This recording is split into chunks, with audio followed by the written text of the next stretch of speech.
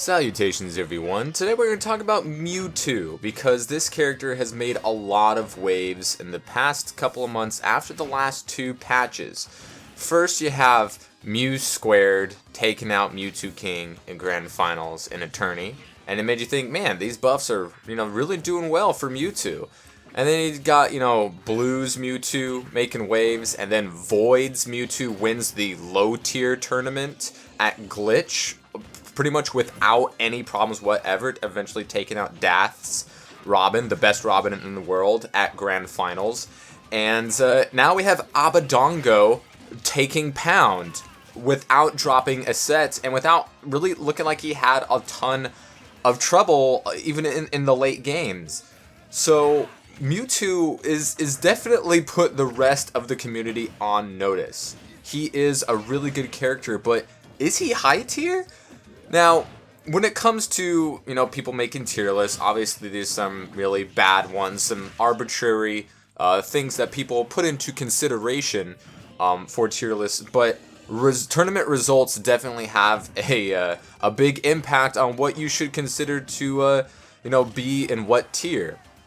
It isn't the end-all be-all, but when it comes down to it, when it comes to any other Smash game or this one, the better characters get the better results, when good players play those characters. Sometimes it's just one or two players that play that character, but that is enough to solidify their spot, when it comes to fame and fortune and tier listings.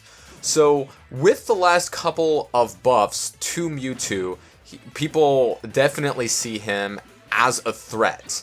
And I would say, without a doubt, with these results that we've seen with Mewtwo, he's obviously high tier. I don't think it's a question. You cannot look at me with a straight face and say that Mewtwo, he's not a high tier. The results that he's had speak for themselves, and the character is good.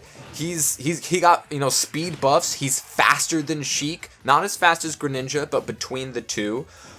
Sure, he is the second lightest character in the game next to Jigglypuff. He just 1 unit lighter than the Flypaper Man Game & Watch himself, but he is a glass cannon, so he will do a ton of damage and has strong kill power with 2 kill throws with up throw and back throw. He's got one of the strongest ledge games, I think, in the game, both on and off the ledge, with all of his aerials and Shadow Ball. And he's got a reflector in that side B, which persists for a wee bit. He gets a lot off of grabs. He's very fast. He has some kill setups, some really good ones, like we've all seen Nair to footstool to disable to up smash. And we've also seen inside hitbox Nair to up tilt to up smash. His smash attacks are very good. Forward smash also quite strong. And Shadow Ball is very good as well, coming out charged at frame 6. Which is relatively fast, and he also has, some good defenses. His teleport, which of course, will ledge cancel, and his air dodge is one of the, if not the best air dodge in the entire game, with a FAF frame at 29. On average, your characters will be 31, 33. On the FAF frame, which is the fastest frame that you can act out of, but Mewtwo freaking frame 29. He also has that spike with that dare. He doesn't really have, his only weakness is his weight, I feel. Some Mewtwo players, like Mewtwo King, when he picked up Mewtwo, you've seen him having a little bit trouble killing because he's staling out his fare. But when you take a look at somebody like Abadongo, who's able to rack up a lot of damage with different aerial combos and throws and grab setups, and he's able to kill with Shadow Ball, with up smash, forward smash, as well as, of course, fair. Because of his awkward jump animation, it makes it very safe for him to go off stage and to link multiple aerials, either with the fair, which is his strongest one for killing, especially off the ledge because of the horizontal knockback, but also, the dare for the spike and the back air, even though the back air has a really bad hitbox in that hitbox is not active for very long, and on the majority of his tail, it just doesn't come out. But it definitely has the kill power. Same with the up air. It's a pretty slow animation, but if you can time it right, which Mewtwo mains have, shown definitely the ability to do, up air does seal kills as well, and he has good combo starters like the first hit of jab and then jab cancel, and the down tilt, good good combo starters, as well as nair, and then you have good combo linkers like up air, and then you have, of course, you have the confusion, the side B, to set up tech chases, or obviously to reflect your opponent. It's also a command grab as well as a reflector, very unique in that sense, and also will change Mewtwo's momentum whilst in the air to give your opponent a little bit of something extra to look for, to look at, and to account for. So he definitely has a lot of really, really strong tools. All of his aerials are useful.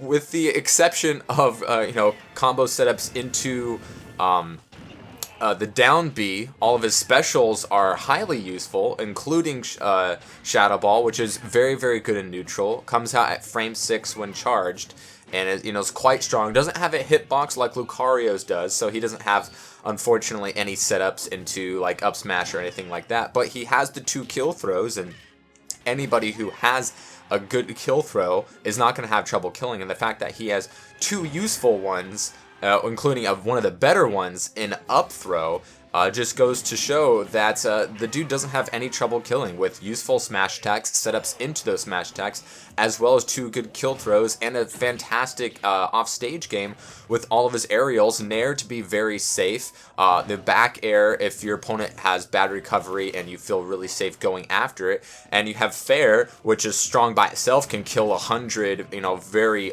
not very far off the ledge, and then you can even link a couple of Fairs and kill even sooner off stage. And then of course the Dare, which will start spiking and killing people, as early as 40%, especially if they don't have a fantastic recovery, if they don't have a jump to meteor cancel. And the guy has really good damage build-up tools, as well as kill combos, setups, throws, and moves. And the speed. Basically, it comes down to his weight, and that is really his biggest downfall.